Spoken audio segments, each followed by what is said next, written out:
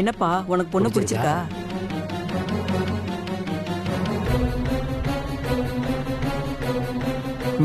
பிடிச்சிருக்குமா?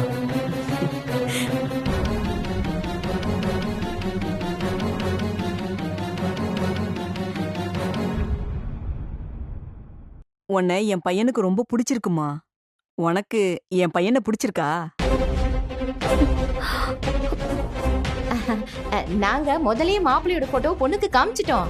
அவளும் பிடிச்சிருக்குன்னு சொல்லிட்டா சம்மந்தி. அப்புறம் என்ன, மாப்பிள்ளைக்கும் பிடிச்சிருக்கு, பொண்ணுக்கும் பிடிச்சிருக்கு. இதுக்கு மேல என்ன வேணும்? மற்ற விஷயங்களை பேசிட்டு தட்டை மாத்திக்கலாம்ல. பேசிடலாம். நான் ரஞ்சித்தோட அத்தை. முறைப்படி அவன் என் பொண்ணை தான் கட்டிக்கணும். ஆனா வயசு வித்தியாசம் ரொம்ப அதிகமா இருக்கிறதால கட்டி கொடுக்க முடியல. என் மகளை கட்டுனானா 20 சவரன் நகை, 10 லட்ச ரூபா பணமும், ஒரு காரு வாங்கி கொடுக்கலான்னு இருந்தேன். தப்பா எடுத்துக்காதீங்க. வீடு தான் பெருசு. மத்தபடி நீங்க நினைக்கிற மாதிரி எங்களுக்கு வசதி வாய்ப்பெல்லாம் இல்ல. ராணி சும்மா இருக்க மாட்டியா? அவங்க சின்ன குடும்பமா, சிரமப்பட்டு தங்கச்சி பிள்ளைய தாம் பிள்ளையா வளர்த்துருக்காங்க. நீ செய்யறதெல்லாம் அவங்களால செய்ய முடியுமா? அவ பேசுனதை பெருசா எடுத்துக்காதீங்க. தங்க மாதிரி பொண்ணை கொடுக்கும்போது சீர்முறையா முக்கியம். சரியா சொன்னீங்க. பெரிய மனுஷன் பெரிய மனுஷன் தான். ஆனா தங்கமே இருந்தாலும் அதுல கொஞ்சம் செம்ப கலந்து செய்கூலி சேதாரம் போட்டாதானே அதை நாம பயன்படுத்த முடியும். பொண்ணு வெறுங்கையோட வந்தா பாக்குற எங்க சொந்த பந்தம் எல்லாம் 4 விதமா பேசுவாங்க இல்லையா? நாங்க பெருசா எதுவும் கேட்கல. 10 சவர நகை போதும். மத்தபடி பீரோ, கட்டில், பண்டம், பாத்திரம், காரு, பைக்கெல்லாம் நம்ம வீட்லயே இருக்கு. அதெல்லாம் வாங்க வேணாம். அதுக்கு பதிலா 10 லட்ச ரூபா பணமா கொடுத்துருங்க, அது போதும்.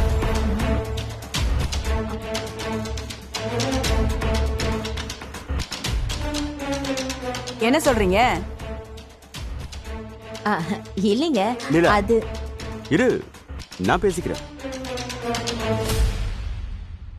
எனக்கு என் மருமக வாழ போற இடம் காலத்துக்கும் அவ கண்ணுல கண்ணீர் சிந்தாம அவ சந்தோஷமா வாழணும். அதுக்கு உங்களால உத்தரவாதம் கொடுக்க முடியுமாமா? என்ன இப்படி கேட்டுட்டீங்க? என் மருமக பிள்ளை கோணம் கறந்த பாலுக்கு சமம்னு சொல்லுவாங்க. குடி, புகை, சூதுன்னு எந்த கெட்ட பழக்கமும் இல்ல. உங்க வீட்டு பொண்ணு செஞ்ச புண்ணியம்தான் இப்படி ஒரு சம்பந்தம் உங்க வீடு தேடி வந்திருக்கு.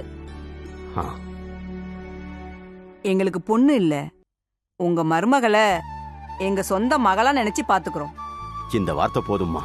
பாவம், கொல்லுப்பட்டையில அடிபடுற இரும்பு மாதிரி பிறந்ததுல இருந்து வெறும் கஷ்டத்தை மட்டுமே பார்த்து வளர்ந்தவாவ. அவ போற இடத்துலயாவது சந்தோஷமா இருக்கணும். அவளை நீங்க கண்கலங்காம வச்சு பாத்துக்கிட்டீங்கன்னா போதும். நீங்க என்ன கேட்டாலும் அந்த செய்முறைய குறைவில்லாம பண்றேன்.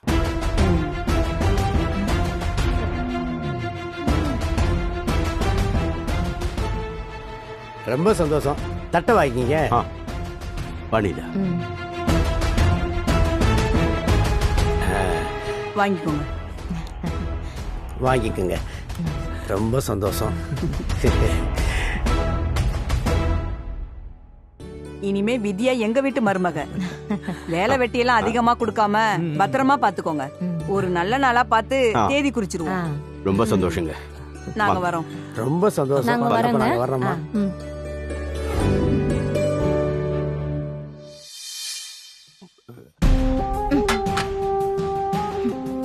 ஆண்டவா. இங்க வாய. நிலா, எதுக்கு என்ன இழுக்கிற? நிலா, நிலா, எதுக்கு இப்ப என்ன கையை பிடிச்சு இழுத்து வர? உன் மனசுல என்ன பெரிய கர்ண மகாராஜான்னு நினைப்போ? நீ பெத்த பொண்ணுக்கு ஒரு குண்டுமணி தங்கம் கூட எடுத்து கொடுக்க வழி இல்ல. என்ன இருப்பு வச்சிருக்கேன்னு அப்படி வாக்கு கொடுக்கற? இருக்கிறதுனால தான் சொல்றேன். என்னையா, மண்ணை தோண்டி ஏதாவது புதையல் இதழ் எடுத்து வச்சிருக்கியா? ஆமா, புதையலே தான். ஒரு பூதம் பல வருஷமா பத்திரமா பாதுகாத்து வச்சிருந்த புதையல். என்னையா, என்ன வளர்ற? வளரனா? நெசமாத்தான் சொல்றேன். அது இப்ப நம்ம வீட்டு பீரோவுல பத்திரமா தான் இருக்கு.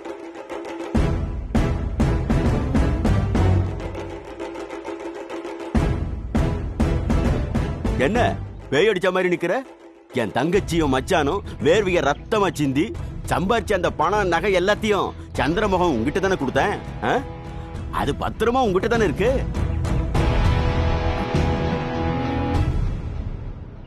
அது போதுமே, அத வச்சு என் மருமக கல்யாணத்தை சும்மா ஜாம்னு நடத்திடுவேன். பயந்துராத. உன் சிறுவாட்டு காசுல இருந்தோ இல்ல என் வருமானத்துல இருந்தோ ஒரு சல்லி காசு எடுத்து கூட நான் வித்யாவுக்கு கொடுத்துட மாட்டேன். போதுமா? இங்க பாரியா, நான் அரும்பாடுபட்டு அதை நம்ம பொண்ணுக்காக பத்திரப்படுத்தி வச்சிருக்கேன். நீ தயவு செஞ்சு அந்த மாதிரி எல்லாம் யோசிக்காத. தனக்கு போகதான் தானமும் தர்மமும். பயமுடு. இத சொல்றதுக்கு உனக்கு வெக்கமா இல்ல? யாருக்கு யாரு தானமா கொடுக்கறது?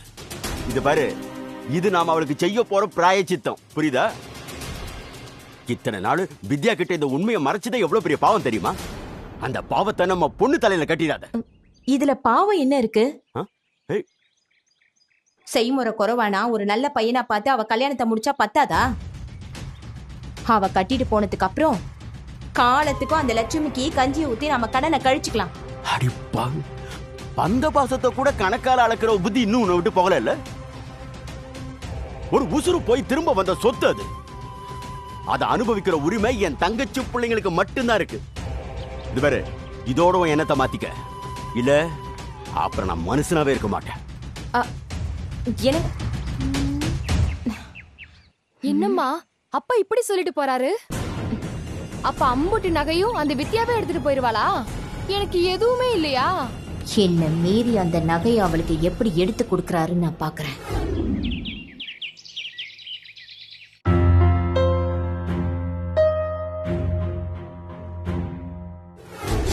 வித்யா மேல உங்களுக்கு அவ்வளோ அக்கறை இருந்தா ஏன் உங்க பையனுக்கே வித்யாவை கட்டி வைக்க கூடாது?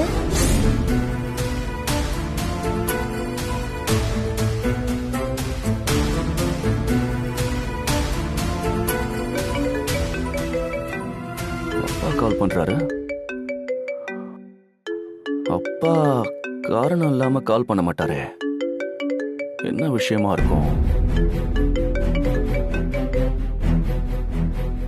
அப்பா, எப்படி இருக்க சஞ்சய்? நான் நல்லா இருக்கேன்ப்பா. நீங்க எப்படி இருக்கீங்க? சந்தோஷமா இருக்கேன்னு பொய் சொல்ல விரும்பல சஞ்சய். நிம்மதியே இல்லாம இருக்கேன். அப்பா, என்னாச்சு? ஏன் ஏன் இப்படி பேசுறீங்க? வீட்ல ஏதாவது பிரச்சனையா? வீட்டில் நடக்கிற பிரச்சனையெல்லாம் நான் ஈஸியா கடந்து போயிடுவேன் சஞ்சய். என் மனசுல தான் பிரச்சனை. அதுல ஒரு ஆறாத காயம் இருக்கு. அதோட வலி இப்ப அதிகமாயிட்டே இருக்கு. அதுக்கு ஒரு சொல்யூஷன் கண்டுபிடிக்காம என்னால நிம்மதியா வாழ முடியாது. அப்பா, என்ன சொல்றீங்க? இதை பத்தி நான் உங்ககிட்ட முன்னாடியே பேசியிருக்கணும். பேசாம விட்டது ஏன் தப்புதான். அப்பா, எனக்கு புரியல. என்னன்னு சொல்லுங்கப்பா. சென்னையில நாம இன்னைக்கு இவ்ளோ பெரிய இடத்துல இருக்கோம்னா அதுக்கு உங்க அம்மாவோட உழைப்பு மட்டும் காரணம் இல்ல சஞ்சய். என் நண்பன் மாணிக்கமும் அவன் பொண்டாட்டி செஞ்ச தியாகமும் தான் காரணம். ஒருத்தங்க நமக்கு செஞ்ச உதவியை மறக்கிறது ஒன்றும் பெரிய விஷயம் இல்லை. ஆனா தியாகத்தை மறக்கிறது பெரிய பாவம்பா. உங்க அம்மா அந்த பாவத்தை தான் செஞ்சுக்கிட்டு இருக்கா. நான் அதுக்கு பிராயச்சித்தம் பண்ணணும்னு நினைக்கிறேன். சரிப்பா, இப்போ அதுக்கு என்ன செய்யணும்னு சொல்றீங்க? என் ஃப்ரெண்டோட ஃபேமிலிக்கு ஏதாவது பெருசா ஹெல்ப் பண்ணணும் சஞ்சய். பண்ணுங்கப்பா, அதுல எந்த தப்புமே இல்லையே. நான் அந்த உதவிய உன் மூலமா செய்யணும்னு நினைக்கிறேன். ஏன் மூலமாவா? நான் என்னப்பா செய்ய முடியும்? பணம் ஏதாவது கொடுக்கணுமா? பணம் கொடுத்தா அது கொஞ்ச நாள்ல தீந்துரும் சஞ்சய். அதுவே உறவா கொடுத்தா காலத்துக்கும் நிலைக்கும். அப்பா, புரியலப்பா. நீங்க கொஞ்சம் தெளிவா சொல்றீங்களா? மாணிக்கத்துக்கு ஒரு பொண்ணு இருக்கா. அவ பேரு வித்யா. நீ சின்ன வயசுல அவ கூடலாம் விளையாடி இருக்க, ஞாபகம் இருக்கா? அது அப்பா, இருக்கிற ஒர்க் டென்ஷன்ல நேத்து நடந்ததே மறந்துடுது. அத்தனை வருஷத்துக்கு முன்னாடி நடந்ததெல்லாம் எப்படிப்பா ஞாபகம் இருக்கும்? பரவாயில்லப்பா, உனக்கு முன்னாடியே தெரியும்னு சொன்ன. வித்யாவுக்கு இப்போ உன் வயசு தான் இருக்கும். மாணிக்கம் இருந்திருந்தா அவளுக்கு ஒரு நல்ல மாப்பிள்ளையா பார்த்து கல்யாணம் பண்ணி வச்சிருந்திருப்பான். அவன் இல்லாத அந்த இடத்த நான் நிரப்பணும்னு நினைக்கிறேன். அப்பா, நீங்க அந்த பொண்ணுக்கு மாப்பிள்ளை பார்க்க போறீங்களா? மாப்பிள்ளைய நான் ஏற்கனவே பார்த்துட்டேன்ப்பா. அவங்கிட்ட பர்மிஷன் மட்டும்தான் கேட்கணும். பா, யாருன்னு சொல்லுங்கப்பா, நான் வேணா போய் அவர்கிட்ட பேசுறேன். அப்பா சொல்லுங்க. உனக்கு இன்னும் புரியலையா சஞ்சய்?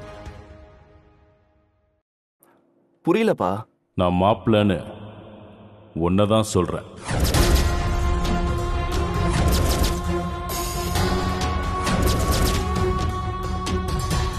நான் உனக்கு வித்யாவை கட்டி வைக்கலான்னு நினைக்கிறேன். அப்பா என்னப்பா சொல்றீங்க? வித்யா ரொம்ப நல்ல பொண்ணு சஞ்சய். என் நண்பன் மாதிரி கண்டிப்பா நல்ல குணத்தோட தான் இருப்பா. நீ நேர்ல பார்த்து பேசினா உனக்கே பிடிக்கும். பா, உங்க லைஃப்ல நடந்த சில மிஸ்டேக்ஸ்க்கு நீங்க பரிகாரம் பண்ணணும்னு நினைக்கிறீங்க. அதை நான் தப்பே சொல்லல.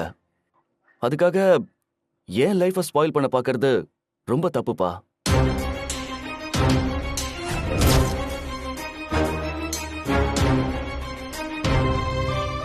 ஏன்பா இப்படி பேசுற? நான் என்ன செஞ்சாலும் அது உன் நல்லதுக்கு தான் இருக்கணும், உனக்கு தெரியாதா? இது வரைக்கும் நீங்க அப்படிதான் இருந்தீங்க. ஆனா இந்த விஷயம் எனக்கு ஏதோ ரொம்ப தப்பா இருக்கு. என்னோட ட்ரீம், என்னோட பேஷன், இது எல்லாமே வேறப்பா. நான் எப்படி ஒரு கிராமத்து பொண்ணை கல்யாணம் பண்ணி? இல்ல சஞ்சய், அவ சரிப்பா, அவ என்ன படிச்சிருக்கா? படிப்பெல்லாம் ஒரு விஷயமா சஞ்சய்? அவ இன்னைக்கு கஷ்டப்படுறானா அதுக்கு நாம தான் காரணம்.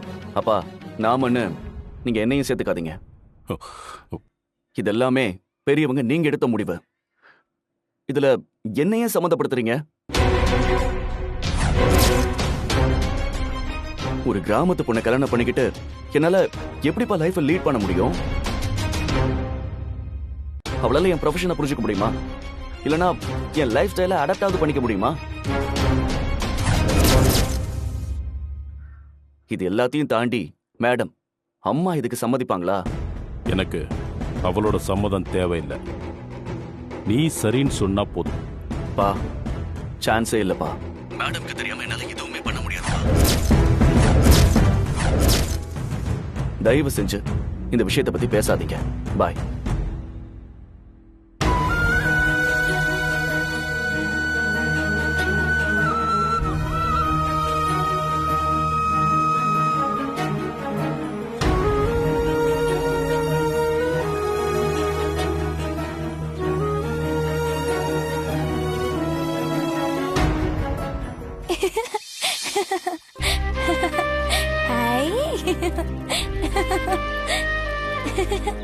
அக்கா,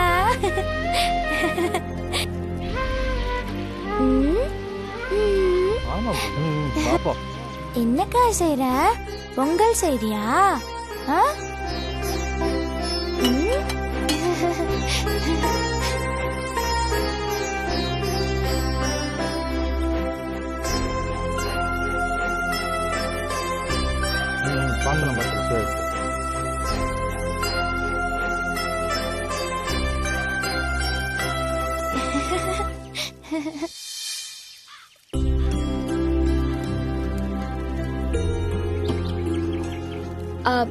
ஐயா,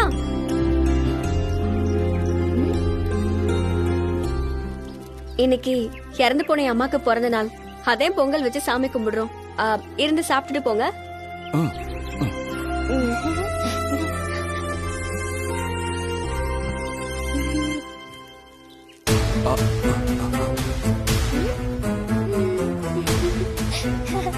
அம்மாடி, இந்த மாலைய அம்மா படத்துக்கு போட்டுரு.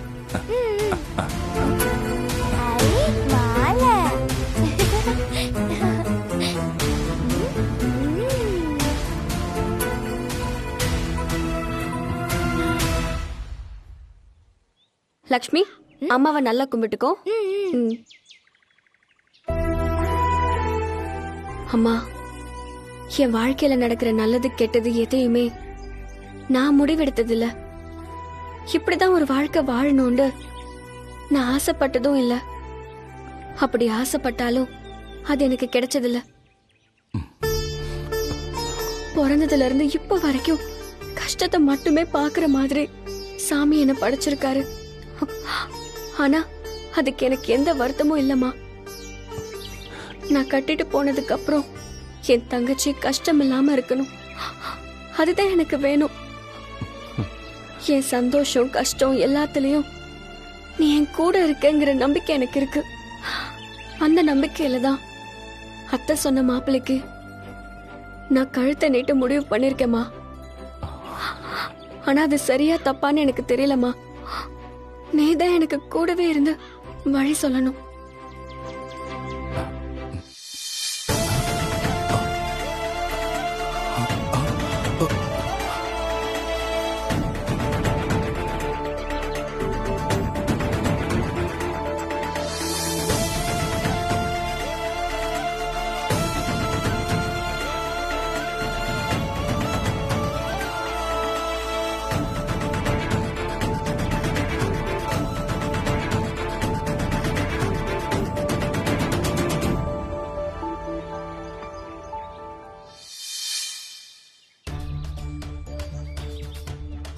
நீ உசுரா என் கூட இல்லைனாலும் சாமியா என் கூட தான் இருக்க. ஆனா அப்பா எங்க இருக்காரு, என்ன ஆனா ரெண்டு இது வரைக்கும் எந்த தகவலும் தெரியல. இப்ப எனக்கு கல்யாணம் நடக்க போகுதுமா. அப்பா என் கூட வந்து நின்னாருண்டா நல்லா இருக்கும். அவரு வாயால என்னை வாழ்த்தணுமா, தாய் வீட்டு சீதனமா. நான் இதை ஒண்ணு மட்டும் தான் உன்கிட்ட கேக்குறேன். என் கல்யாணம் முடியறதுக்குள்ள அவரை எப்படியாவது கொண்டு வந்து என் கூட சேர்த்து வைமா.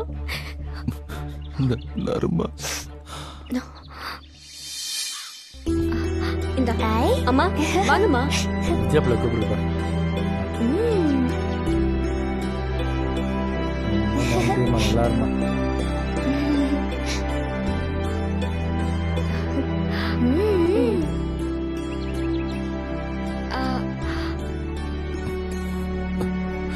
ஐயா ஒரு நிமிஷம் இருங்க. குடு.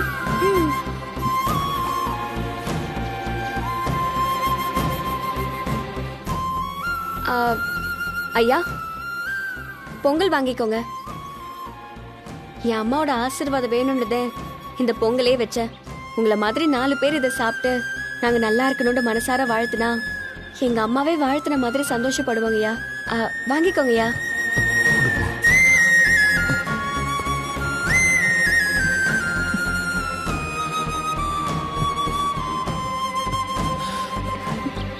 நல்லா அம்மா, நல்லா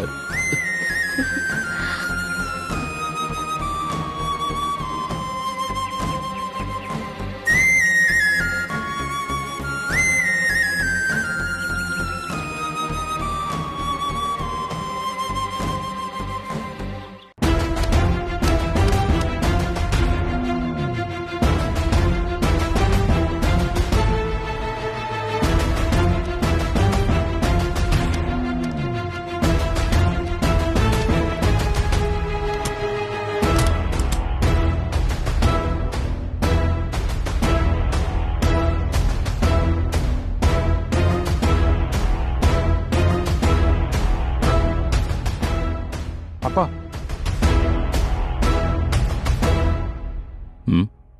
எங்கேயோ முக்கியமா கிளம்புறீங்கன்னு தெரியுது. எங்க என்ன? இல்லப்பா, ஏற்கனவே இப்படிதான் நீங்க யார்கிட்டையும் சொல்லாம கிளம்பிட்டு அப்புறம் ரோட்ல குடிச்சிட்டு அம்மா அன்னைக்கு ரொம்ப கஷ்டப்பட்டாங்கப்பா. கோபமும் குழப்பமும் ஒரே நேரத்துல வந்தா புத்தர் மாதிரி வாழ்றவன் மனசு கூட தடுமாறதண்டா செய்யும்.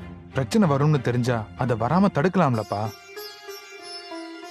நீங்க 2 பேரும் இப்படி ஒவ்வொரு விஷயத்துக்கும் எதிரும் புதிருமா நிக்கிறது எங்க மனச எவ்வளவு பாதிக்கும்னு யோசிச்சிங்களா? அப்போ தப்பு ஏன் மேல மட்டும்தான்னு சொல்றியா விஜய்? அப்படி சொல்லலப்பா. நான் குடிச்சிட்டு ரோட்ல விழுந்து கிடந்தது தப்பு தான் இல்லைங்கல. ஆனா அந்த நிலைமைக்கு தள்ளினது யாரு? தீக்குச்சி எப்பவும் எரியிற நோக்கத்துல தான் இருக்கும். ஆனா அதை யாராவது பத்த வைக்கணும். அந்த வேலையை தான் உங்க அம்மா பண்றா. இப்ப நான் தெளிவா தான் இருக்கேன். நீ பயப்படுற மாதிரி எந்த தப்பு நடக்காது. அப்பா ம் நீங்க எங்க போறீங்கன்னு தெரிஞ்சுக்கலாமாப்பா? எனக்கு ஒரு பெரிய கடமை பாக்கி இருக்கு, அதை முடிக்கிறதுக்காக போறேன். அப்பா ம் இதுக்கு மேல எதுவும் கேட்காத. உங்க அம்மா கேட்டாலும் ஏதோ ஃப்ரெண்டை பார்க்க போயிருக்காருன்னு சொல்லு. வரேன்.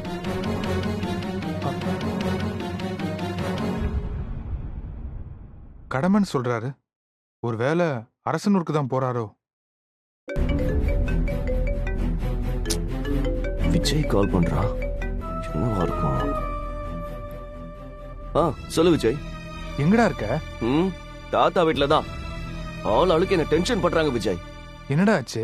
அப்பா இன்னைக்கு கால் பண்ணி வித்யாவை கல்யாணம் பண்ணிக்கிறேன்னு கேக்குறாரு. அதுக்கு நீ என்ன சொன்ன? நான் என்ன சொல்லிருப்பேன்? அதெல்லாம் முடியவே முடியாதுன்னு ஸ்ட்ரிக்டா சொல்லிட்டேன். நம்ம தாத்தா இருக்கார்ல, அவரும் இதே மாதிரி தான் யோசிச்சுட்டு இருந்தாரு. அவருக்கே இப்பதான் நான் புரிய வச்சிருக்கேன். அடுத்து இவர் ஆரம்பிச்சிட்டு இருக்காரு. நீ பேசினதோட பிரச்சனை முடிஞ்சிருச்சுன்னு நினைக்காத.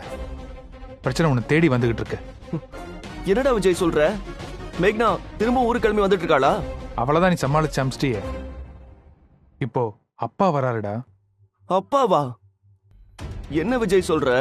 ஆமா, நீ முடியாதுன்னு சொல்லிட்டல்ல, அதான் உன்னை எப்படியாவது கன்வின்ஸ் பண்ணி ஒத்துக்க வைக்கலான்னு வராரு. விஜய், நான் இங்க இருக்கிறது அப்பாவுக்கு எப்படி தெரியும்? மேக்னாவுக்கே தெரிஞ்சிருக்கு. அந்த மாதிரி அப்பாவுக்கும் தெரிஞ்சிருக்கலாம்ல. அப்பா தாத்தா இருக்கிற ஊர் பக்கமே வரமாட்டேன்னு சொல்லிட்டு இருந்தாரு. இப்ப மட்டும் எப்படி வராரு? விஜய், கொஞ்சம் தெளிவா சொல்லு. அவர் அரசனூருக்கு போறேன்னு தான் சொன்னாரா? அப்படி சொல்லலடா. விஜய், இப்ப நீ ஏன் விஜய் என்ன பயமுறுத்திக்கிட்டு இருக்க? அவர் உங்ககிட்ட பேசினதுக்கு அப்புறம் ஒரு முக்கியமான கடமையை முடிக்க போறேன்னு சொல்லிட்டு கிளம்பிருக்காருடா. ரெண்டையும் லிங்க் பண்ணி பார்க்கும்போது அவர் அங்கதான் வராரோன்னு தோணுது. அவர் வந்தாலும் வரலனாலும் நீ கொஞ்சம் கவனமா இருந்துக்க. பாய். ஷோ, எனக்கு மட்டும் ஏன் தான் பிரச்சனைக்கு மேல பிரச்சனையா வந்துகிட்டு இருக்கோம்.